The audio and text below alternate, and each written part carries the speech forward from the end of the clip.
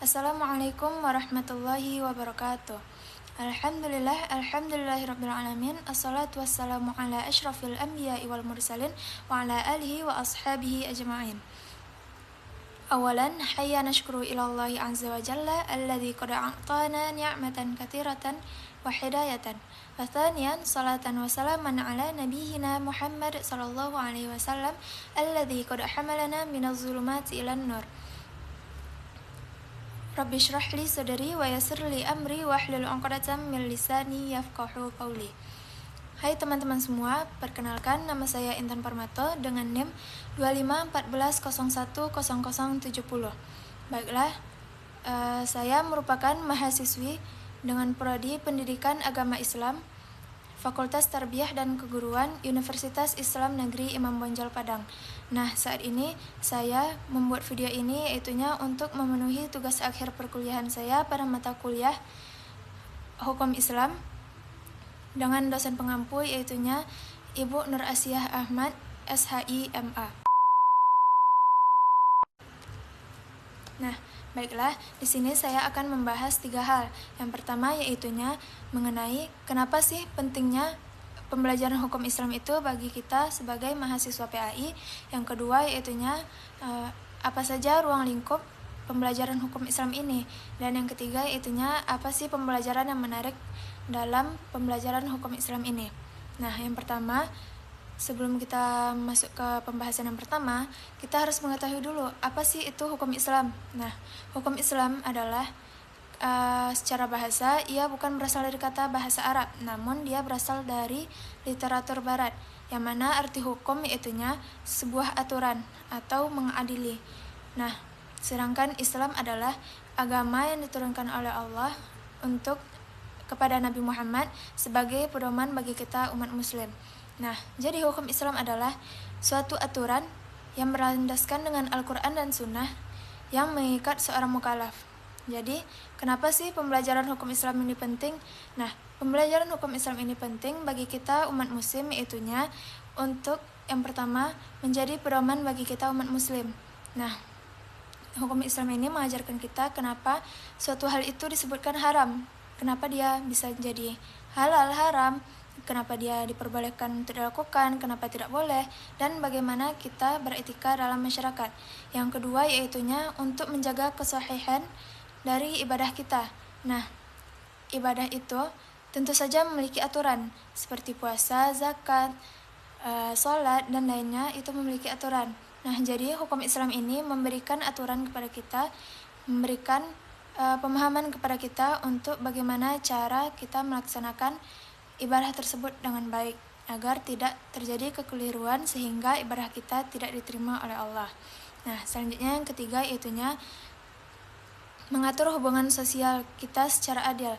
Nah, dalam hukum Islam kita tidak hanya diajarkan bagaimana kita bersikap kepada Allah, bagaimana kita berhubungan dengan Allah, tapi kita juga diajarkan bagaimana sih hubungan manusia sesama manusia, yaitunya hubungan muamalah. Nah, hubungan muamalah ini ada banyak, seperti hubungan seperti jual beli, seperti utang piutang, pernikahan, kekeluargaan, wasiat, dan bagaimana kita beretika dalam bermasyarakat nantinya. Nah, selanjutnya yaitunya mencegah kemudaratan dan menjaga kemaslahatan. Nah, dalam pembelajaran hukum Islam dijelaskan bahwasanya kita sebagai umat muslim diperintahkan untuk menjaga 5 hal. Yang pertama, hifzuddin, yaitunya menjaga agama kita. Yang kedua, hifzul akal, menjaga akal. Yang ketiga, hifzun nafs, menjaga jiwa atau menjaga diri kita. Yang keempat, hifzun nasab, yaitunya menjaga keturunan kita. Dan yang kelima yaitunya hifzul mal, menjaga harta benda kita. Nah, selanjutnya larangan ini bukan hanya sekedar larangan, tapi aturan kemanusiaan yang diberikan oleh Allah kepada kita semuanya. Dan selanjutnya, hukum Islam ini penting karena ia membentuk karakter seorang umat. Nah, dengan adanya hukum Islam kita diajarkan bagaimana kita beretika, bagaimana kita bersikap disiplin, bagaimana kita berhubungan sama manusia, bagaimana kita peduli terhadap sesama, dan banyak hal lainnya. Nah, selanjutnya yaitunya pentingnya hukum Islam ini karena ia relevan dengan perkembangan zaman. Nah, seperti penggunaan gadget sekarang, maka kita tentunya adanya melakukan interaksi seperti dalam bermedia sosial. Nah, dengan adanya hukum Islam ini kita dapat mempelajari apakah penggunaan medsos itu dihalalkan atau diharamkan. Nah, selanjutnya pentingnya hukum Islam ini bagi umat muslim yaitunya untuk menjaga identitas agama Islam dan untuk memahami ajaran. Jadi, dengan adanya hukum Islam kita memahami bahwasannya agama itu tidak hanya untuk dijalani gitu aja, tapi kita harus memahami kenapa sih kita harus melakukan hal tersebut dan apa sih mudarat apabila kita melakukan ini, apa maslahat bagi kita dan lain sebagainya. Nah, itu merupakan pentingnya pembelajaran PSHI bagi masyarakat, bagi kita umat muslim. Nah, namun bagi mahasiswa PAI, apa sih pentingnya pembelajaran PSHI ini? Nah, bagi mahasiswa, pentingnya pembelajaran PSHI ini yaitunya kita mahasiswa PAI yaitunya akan menjadi seorang guru insyaallah pada masa depan nantinya. Nah, PSHI ini dapat dijadikan sebagai landasan dasar keguruan PAI. Jadi sebagai guru tidak hanya menjelaskan kepada peserta didik, tapi juga memberikan teladan bagaimana kita menjalani kehidupan dengan benar dan sesuai dengan syariat. Nah, selanjutnya yaitunya untuk mewujudkan kemampuan ijtihad pendidikan dan pembentukan karakter seorang peserta didik. Nah, jadi dalam hukum Islam ini kita diajarkan bahwasannya pendidikan itu tidak hanya untuk sekedar kecerdasan intelektual, tapi juga mendidik seorang peserta didik, bagaimana bersikap dan bagaimana pembentukan karakter seorang peserta didik. Nah, selanjutnya menjadi rujukan dalam bermasyarakat serta relevan dengan zaman. Kenapa menjadi rujukan? Karena perkembangan zaman saat ini, nah tentu saja banyak persoalan-persoalan yang akan muncul. Nah, dengan memahami pembelajaran hukum Islam ini, maka kita dapat menjawab segala persoalan-persoalan yang akan datang di masa depan nantinya. Nah, itulah pembahasan mengenai kenapa sih pentingnya pembelajaran hukum Islam bagi kita umat muslim serta bagi kita mahasiswa PAI. Nah, selanjutnya lanjut ke pembahasan yang kedua, yaitunya apa saja sih ruang lingkup dalam mempelajari hukum Islam ini. Nah, yang pertama yaitunya pengertian. Seperti yang saya sebutkan pada awal tadi, hukum Islam adalah sebuah aturan yang mengikat seorang hamba yang berlandaskan dengan Al-Quran dan Sunnah. Nah, apa saja sih karakteristik dari hukum Islam ini? Nah, karakteristiknya yaitunya ia bersumberkan dengan Al-Quran dan Sunnah. Selanjutnya, ia bersifat universal dan berlaku sepanjang zaman atau relevan sepanjang zaman. Lalu, ia bersifat komprehensif, yaitu mengatur seluruh aspek kehidupan. Nah, selanjutnya dia bersifat fleksibel dan dinamis. Dia berorientasi pada kemaslahatan, yaitu maqasid syariah, dan menjunjung tinggi keadilan. Nah, selanjutnya apa aja sih sumber hukum Islam ini? Nah, hukum Islam dia bersumberkan pada yang pertama, sumber utamanya yaitunya Al-Quran dan Sunnah, dan sumber yang pelengkapnya yaitunya adanya ijtihad. Apa saja ijtihadnya? Seperti ijma, qiyas, maslahah mursalah, istihsan, dan lain sebagainya. Nah, itulah dia sumber dari hukum Islam. Nah, selanjutnya itunya sejarah dari awal munculnya hukum Islam. Kapan sih sejarah awal muncul hukum Islam ini? Nah, awal kemunculan hukum Islam ini yaitunya pada masa Rasulullah SAW diutus menjadi nabi pada tahun 610 Masehi. Nah, pada saat itu pula turun Al-Quran menjadi wahyu utama.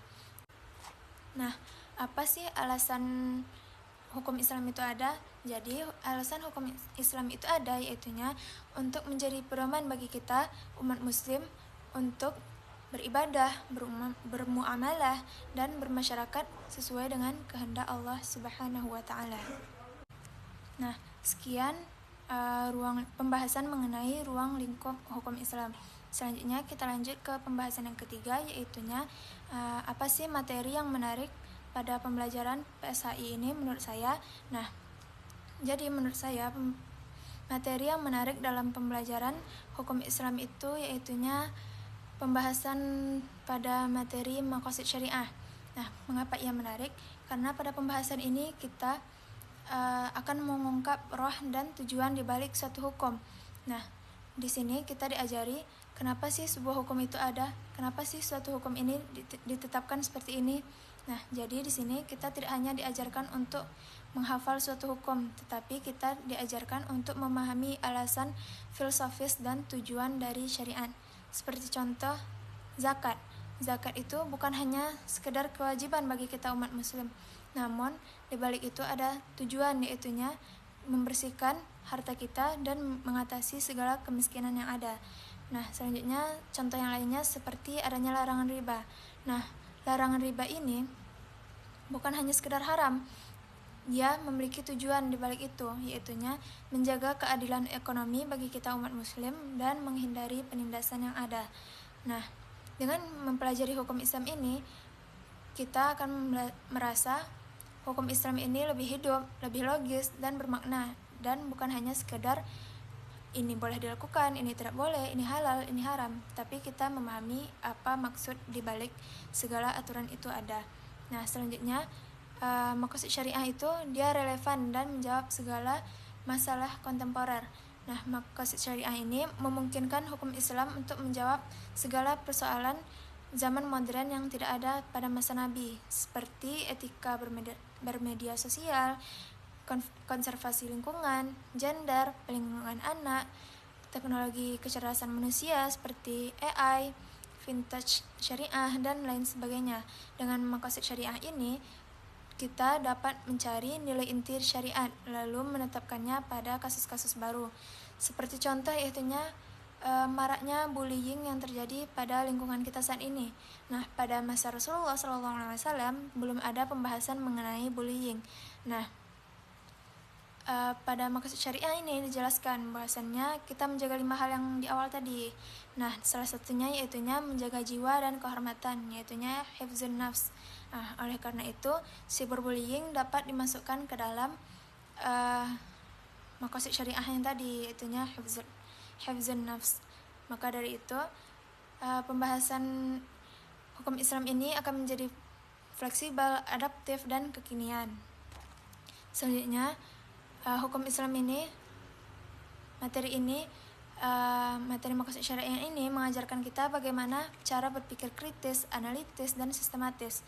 Maqasid syariah ini bukan hanya sekedar hafalan, tetapi kita dapat mengasah kemampuan kita dalam menganalisis, bagaimana mencari sebuah ilat dalam hukum, bagaimana kita menghubungkan antara konsep besar dengan kasus nyata yang ada, dan bagaimana kita berijtihad pada tingkatan dasar. Nah, jadi kita sebagai mahasiswa tidak hanya menerima suatu hukum saja, tetapi kita juga mempelajari bagaimana menalar dan memahami esensi hukum secara menalar. Nah, selanjutnya maqasid syariah ini menunjukkan bahwa Islam itu humanis dan berorientasi kemanfaatan. Karena apa? Karena pada maqasid syariah ini kita diajarkan untuk menjaga 5 hal, menjaga agama, jiwa, akal, keturunan, dan harta. Dengan itu, hukum Islam menunjukkan bahwasannya hukum ini berpihak kepada manusia, dan ia mencegah kerusakan dan membawa kebaikan kepada kita semuanya. Jadi materi ini menarik karena memperlihatkan Islam dari segala sisi, baik dari segi humanis, moderat, inklusif, dan berkemajuan. Mungkin sekian 3 pembahasan dari saya. Semoga dapat bermanfaat bagi kita semua. Maaf apabila ada kesalahan. Syukran ala ihtimamikum, afwan ala khotai. Assalamualaikum warahmatullahi wabarakatuh.